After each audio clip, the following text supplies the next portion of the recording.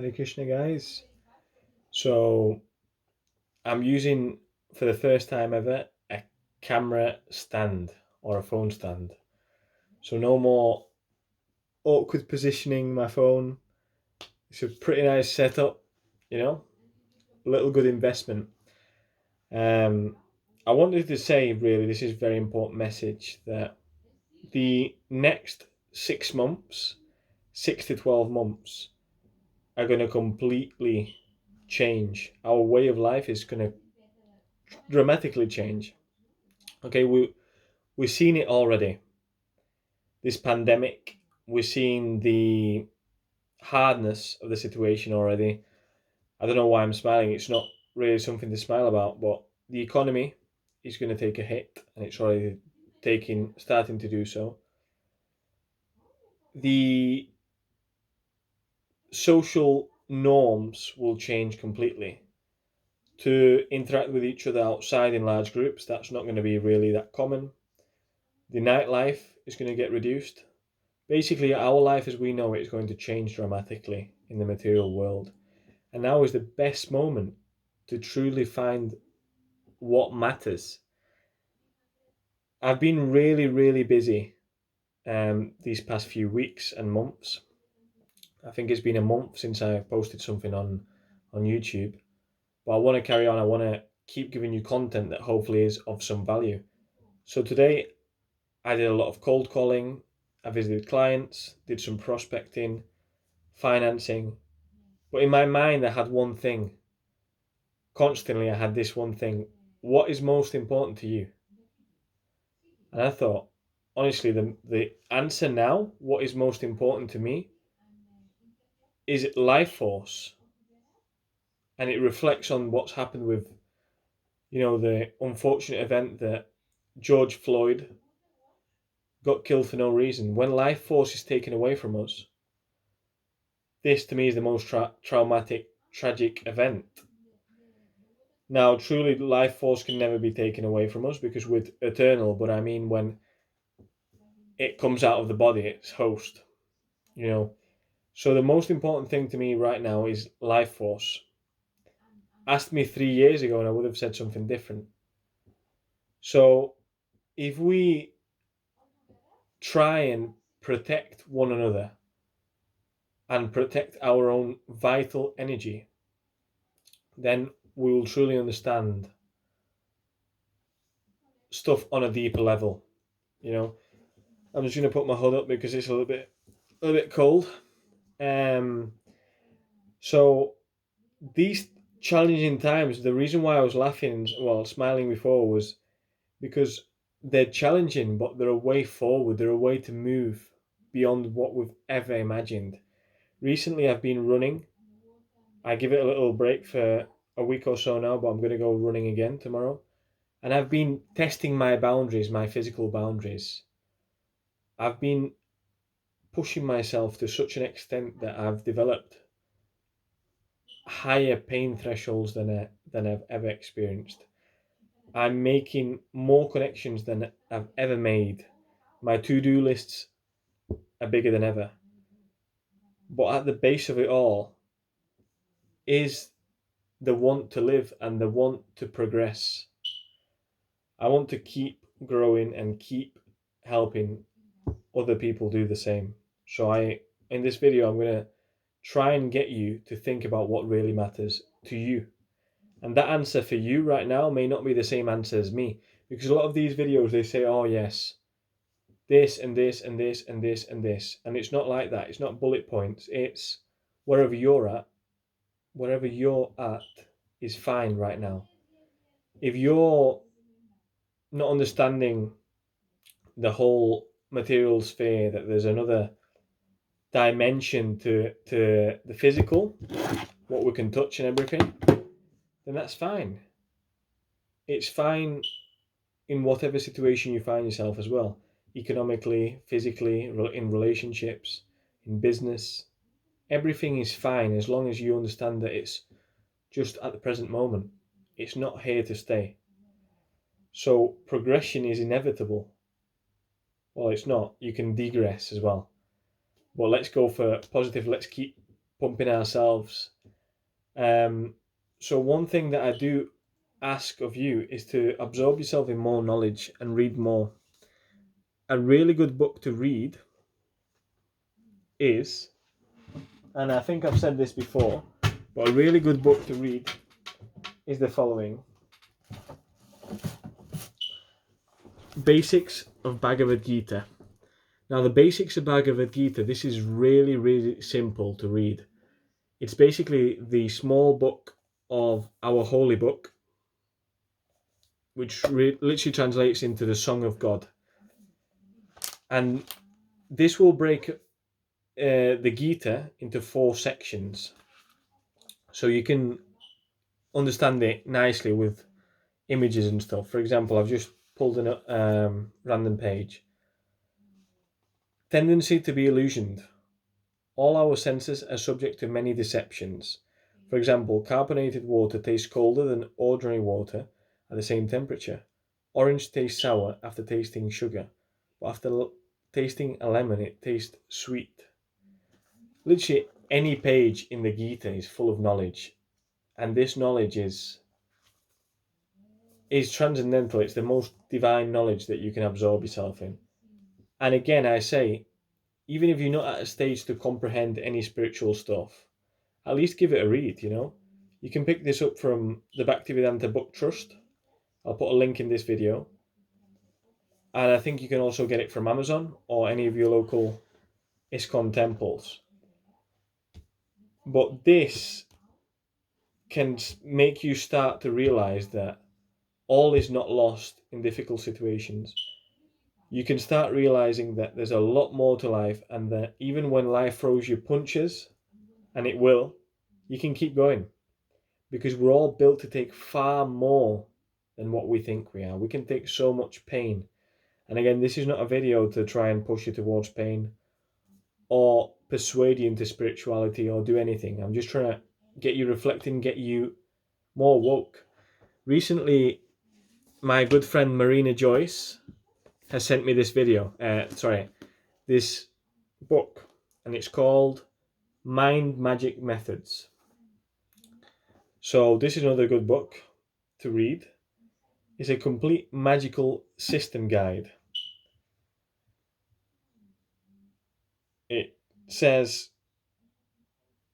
basically, it's all about learning some tricks to levitate your state of consciousness. I must say that I've still not given it a full read. Just glanced on it. But, you know, this also appears to be a really good book. I'm not comparing both. I'm not comparing either. I'm not saying anything. I'm going to make this as neutral as possible, even though I am inclined to the Hare Krishna principles and the beliefs. So before I ramble on, I'm going to go back a year and a half now since I started practicing the Krishna conscious way of life. And as I explained in my earliest videos, I always knew that there was more to life. This is truly the time where I'm experiencing the most in terms of physicality. Spiritually, I've felt a lot of spiritual stuff at the start, but now it's more physical. I think what's happened is my mind and physicality have become more hungry to chase that progress, and that in itself can be addictive. Wanting to, you know, develop a bigger, stronger body, wanting to keep, you know, setting another goal, never being satisfied, because we're never satisfied truly. The senses never satisfied if we keep feeding them. But from from my angle of what I'm viewing this as, is I'm viewing it as a metamorphosis into the next stage of Aaron. So the reason this is the best time to keep elevating ourselves is because we've still got spare time. We've still got free time. If you're on lockdown, then make the most of the last days, make the most of the last weeks. Even if you're not in lockdown, know that nothing is definite. We all take things for granted far too often. How many times have we walked down the street, sat on a bench, observed a beautiful day, and thought nothing of it? Had our food, we don't think anything of it. Sipped our water, drank whatever, and we don't think anything of it. Gratefulness has diminished to such an extent where we take everything for granted, but in fact, nothing is for granted. We're not the owners of anything, you know.